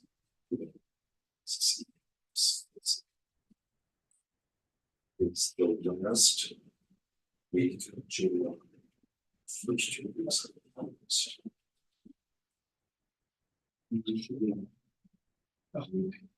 Baseball, softball, school. So that is when everybody was education. Those 2 to 3 weeks, week of July 1st, 2021. Absolutely. It's a business. If you have kids, just be very. So even of course is like 37 years, 36%. And there's always going to fall. Second or last week or last week. We probably already get these good. It's great. Teams, the holy states. To about meeting between. I just wasn't sure. Yeah, I mean, you got a lot going on and I think via email or whatnot, I think in terms of organizing what we want to do for the thing, which is my mind's kind of. Is For us, actually. I think so in terms of the group, was, you know, the canopy. Somebody wasn't Morgan, it was somebody else that they didn't have a canopy. You know, get the canopy lined up, the signs, just what we need to do is something. There's something to figure out there. And then somebody reaching out to KDHE and who's the new guy from K-State? Jacob. He seemed pretty optimistic. KDHE had some strategy. Just even now's the time.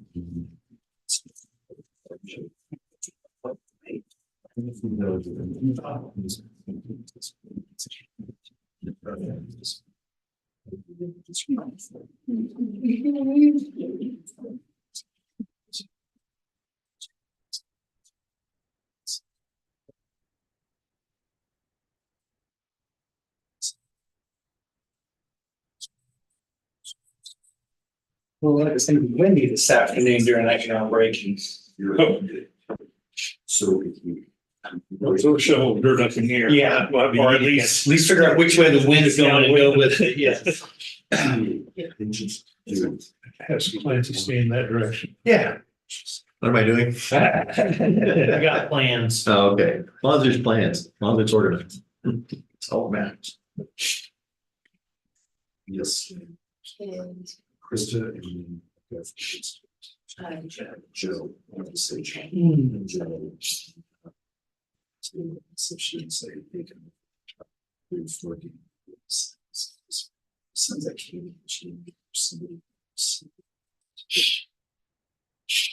It was like K-State girls picked up, Transfer, yeah, the average 20 points. AAC Player of the Year in Tulsa.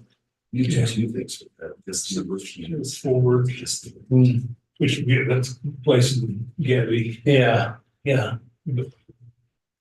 That'd be a big help. There's a lot of players on the men's radar, but I'm not hearing much yet.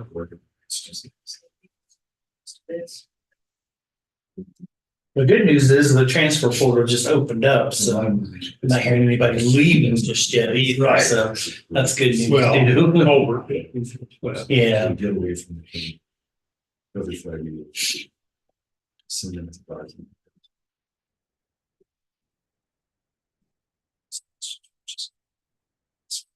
Some form get together.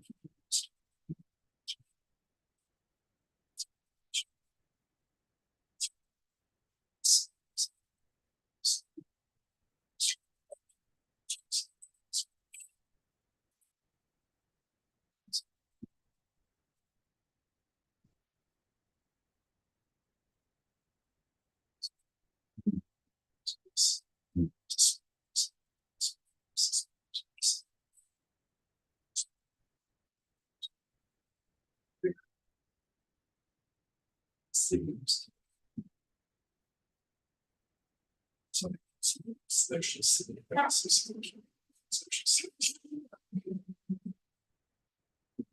feels better than environmentalist. Just gonna say. And it's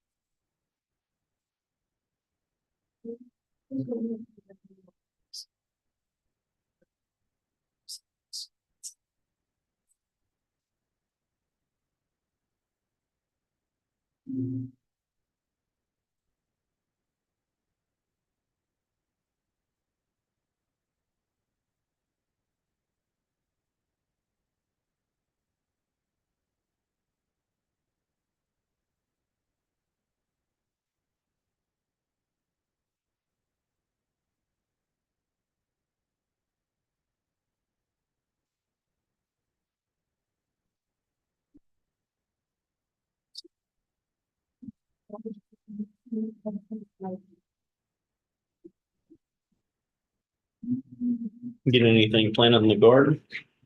Yeah. Potatoes and onions. Only about peas, kind of late getting, but I've been getting asparagus already. We've had Not bad. Oh, 2 meals of asparagus. I've had a bunch of it. Yeah, I got peas and green beans planted yesterday, and I already had onions and radishes planted, so. I've got so much asparagus. Give me every day. Oh, right. It doesn't get over. Every day I got at least a meal. Oh, really? Yeah, Wow. Must haven't taken off that long. I've been given a row of, a year ago, of purple. It's purple asparagus. Oh, yeah. And they get really big, they get about that big and they taste the same. Huh. They turn green when you cook them. It's kind of strange. I think I just planted two roots, I guess. Mhm. Stan wanted somebody, although they're not bad. Oh, I love Your own asparagus. asparagus out of the yard, it tastes a little better than what Oh, a lot in better. the store. Yeah, no, I love asparagus. Yeah, me too. we're at 10:30. We'll go ahead and open this public hearing up for the adoption of the solid waste management plan. Go ahead, Amanda. Good morning again, Commissioners, Amanda Webb, Planning Director. I also have David Crowley here, our Solid Waste Management Committee Chair. If you have any questions from him or he wants to add to or correct anything I said. So it is time for our 5-year Solid Waste Management Plan update. I know Commissioner Ford was here in 2019 for the last one, which was, of course, the last time there was a full update completed as per state requirement. We do, as per state requirement, we are required, of course, to review update annually as needed, which we do. Usually the annual reviews are fairly minor. We didn't do a whole bunch last year because, of course, we knew we were going to be with our full update for this year. It's already time for that. So what we have before you is the document with track changes and suggestions highlighted. That's, of course, how we have to present it to the state. So they're aware of what we're proposing to change, and of course, for you folks see that as well. What all the markings. Yeah, there's tons of markings in there. Yeah, we that's how we need to present it. So Okay, you have to show what you took out, what you added. Okay. exactly, yeah. That's what, it didn't make sense. I was with, well, You're like, why I'm sure did there's you a give us reason. this? I'm sure there's a reason. Yeah, it's draft document. Yeah, we this is how we have to present it for you folks, and both the planning board, you folks, and then the state, so they can see, so you all can see what we're proposing to change. And you'll see that most of the changes in the document have to do with updating everything, which makes sense, right? So we wanted to make sure that we have all the latest data and facts and figures through 2023 of all of our different things like our recycling rates, our tonnage at household hazardous waste, all of that sort of stuff. So that's a lot of the meat of what's being updated with this document. We're making sure we have the latest information there.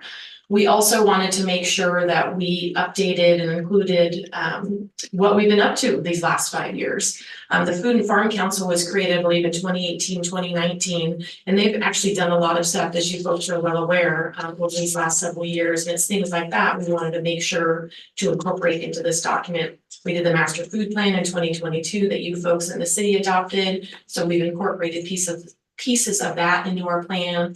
And then the Food and Farm Council have done a variety of other things as well. For other examples, the city has their Furniture Amnesty Day that I believe has been going on the last couple of years, but is new since our last major update. Just a variety of different, again, events and things that the different entities that are part of this committee and part of this group and part of our community have been up to these last few years, and we want to make sure we include the accomplishments we made these last several years within this document. And then the other big part is our future casting, essentially. We want to make sure we bump out our targets and our goal dates through 2029. This is a 10-year plan. We want to make sure we're updating all of that information as well. So we have our new targets and our new data that way. Another thing that we looked at, look at my notes here to make sure I'm covering everything. So another thing that we talk about in the plan, that I think is probably worth mentioning is updating. We have a 2005 waste characterization study that was done, almost 20 years ago. And that is one of our goals within this plan to get updated within the next few years by the time we would do this update again. So the goal has to do with locating the funding and the partnerships to update this plan, because that's, of course, how we measure our success. We want to make sure that we're meeting our goals, we're meeting, what the 2005 characterization study said. And then again, future casting and looking out and making sure we're doing what needs to be doing. We're doing what needs to be done, and what gaps there are, we've identified those, and we have a plan for moving forward with those. So again, just a few of the highlights with what we're doing with this plan update. We do have a few other things that we need to do for the state's requirement. We have a worksheet that Evan and I are working to fill out just as part of their submittals. Again, the planning board did their review of the plan in April. That was a new requirement from the last time. So we kind of scrambled a little bit at the last minute to get that on their agenda, but they were very understanding and welcoming and had some good conversation there. So we got that through them. They did recommend approval for you folks, as well as, of course, the Solid Waste Management Committee. I take their votes via email, and the ones I received are recorded in your packet. So we did receive that recommendation as well. So the next step after you folks hopefully recommending approval would be to ship everything to the state for for their final approval, if you will, and actual adoption, so. Anything you wanna add? Yeah, you did exceptional. The only thing, commissioners, To the podium, please. my name is David Cruller. The only thing I might add is that the group that put this together, it's not just Amanda and her team, although believe me, they were the backbone of the infrastructure. This is a group that's comprised of 22 citizens, and they're from all walks of life, private citizens representing industry and industries relevant to recycling, solid waste management, whether it be waste transport, whether it be tree service, any number of different things that kind of impact what we do here. So this is not just one person's voice. This is a collective of voices that create and help maintain this document. Okay, thank you. Yeah, thank you for that reminder. You'll see the roster of our committee document. Yeah, we're lucky to have such a wide group of different perspectives and backgrounds and people who are passionate about this.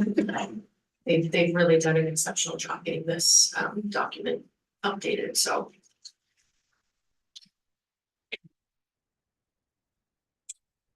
I don't see anybody else from the public that's gonna say anything, so I will go ahead and close off the public comment section of that.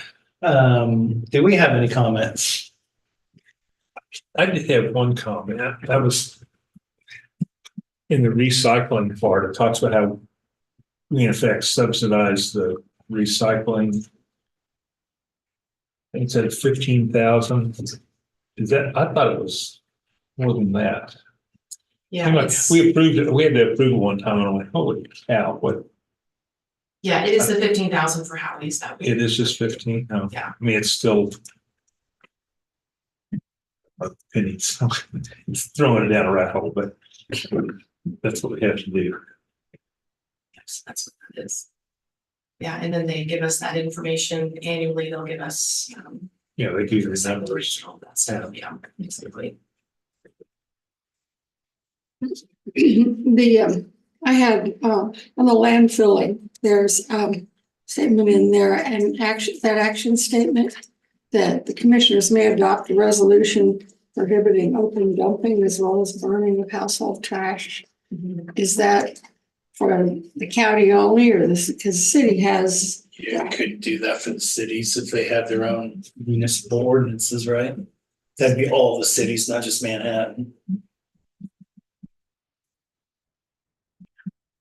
I'll just be honest, I'm not sure. That was actually Somebody from our landfill section here. I don't want to guess, so. That was yeah, I saw that. Should have brought that up sooner, but.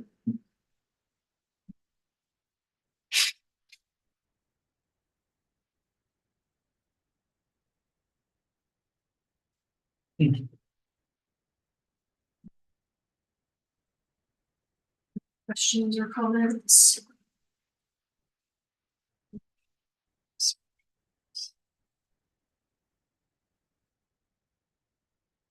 No, I don't. Seemed like maybe it got a little bit longer. Than 19, but we've added some stuff, so it makes sense. Yeah, we added some things, I mean, nothing, major, luckily, like double in size or anything, but yeah, we definitely had some pages.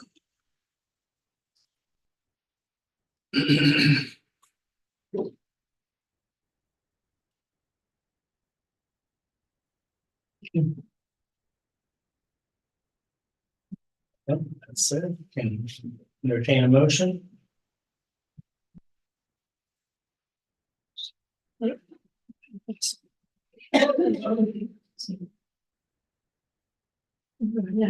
lost my. Okay. I'd move to adopt the 2024 Raleigh County Solid Waste Management Plan as presented. I would second that. Okay, it's been moved and seconded to adopt the 2024 Riley County Solid Waste Management Plan as presented. All in favor? Aye. Thank you very much. So again, next step, we'll send everything to the state by May 14th, which is the deadline. And then I'll keep you posted on what they have to say. Okay. Thank you so much. He has his birthday today, April 22nd. It is. It is. I did hear that. Coincided with our someone's Birthday today. Earth, yeah, No, it's Earth Day. They have that match day. I thought it was tomorrow. It is today, isn't it? No, it's the 22nd. Yep, it's Yeah, today. 22nd. Oh. Because they have the match day. I heard it early on Yeah, the it says radio it on this the morning calendar at there, 5 too. a.m. And Passover begins today.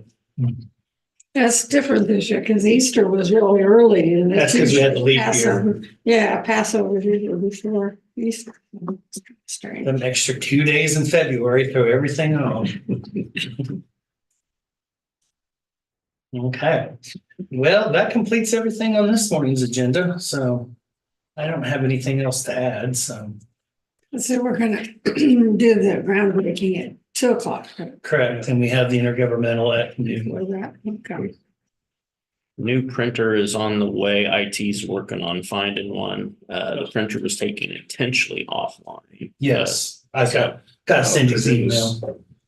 I just didn't know what the timeline was of getting it replaced, because I'm getting backlog of things I need to print. Sounds like the first Yeah. The chance first? they get. First chance. We have to deal out. That's what the activity to do with mileage. Mhm. I've got an extra one if you need it. I've got some. I thought we had one, so. Somewhere. Or if you want to, just send it to Cindy and she can print it off and get it back. Yeah, One thing, and I just mentioned it earlier, that they were talking about the ARPA funds that they don't have to be sent, but they have to be obligated by, it doesn't even have to be a contract, it has to be obligated by the end of this year. Mhm. You know, I had mentioned earlier, we need to get find out if, now that we've got the EMS facility, we've got better numbers there, and now that we've got funding for Mhm. heats, maybe we can see what we've got left, see if there's something else we can use. We need to start looking at that. Brittany is working on that. Oh, okay. She is. I just touched base with her on Thursday about that. She said, yeah, I'll get it done. I'm working on it. And then the picture changed the middle of next week with these Right, grant yeah. funding because now we may not even need to contribute that. either. Yeah, So, we might, because we're gonna be short, but. Yeah. It just depends. But yeah, it was, Yeah. don't want to wait till December 3rd. Correct. To make that Yeah. decision. yep, she is working on that. I knew they keep a number of what's in it, but Mhm. is everything, I don't think everything's even been paid on Leonardville yet, because. Right, 'cause they have- We're still hold retained. Correct. But we know what that amount is. We know what it is, but Mhm. I don't know how much. And I imagine now that we have funding, we'll be getting an updated figure from Brian on the actual cost of Keats since we're narrowing in closer on actually being able to proceed. Yeah. right. And it sounds like, And that technical assistant should pay for all that. That Brian's worked on the keep. we'll have some extra work to do to build it up, or. Something like that, yeah. And I kind of figured that was probably gonna Yeah. happen, so it wasn't a surprise, but. Fairly sure, there's all sorts of options. Yeah. I guess it was a surprise to. With that'll just have Clancy go ask for more land. Yeah. Yeah, I'm out of that. Didn't hear that. You had enough of I that. don't think it's more land that we need, it's taller land. No, more land would help, but no one really wants to go ask that. Well, I think do we'll it be okay again. there. We'd have to start over. Time's of the essence, I think. Yeah, it is. Somehow, somewhere. Yeah, we'll get it done. It's just a matter of. We're gonna assign that task to Shelley on Thursday and Friday. Yeah. See how that works out. Of last week before she left. See, Our office pretty cleared out when I stopped getting, so. Intergovernmental at noon. Okay, well, I would make a motion to adjourn the April 22nd meeting of the Board of County Commissioners. second. Do we want to do that after the intergovernmental? No, we always do it before because it's like herding cats afterwards. Okay. Okay, works for me. Okay, it's been moved and seconded to adjourn the April 22nd meeting of the Riley County Commission. All in favor? Aye. Aye.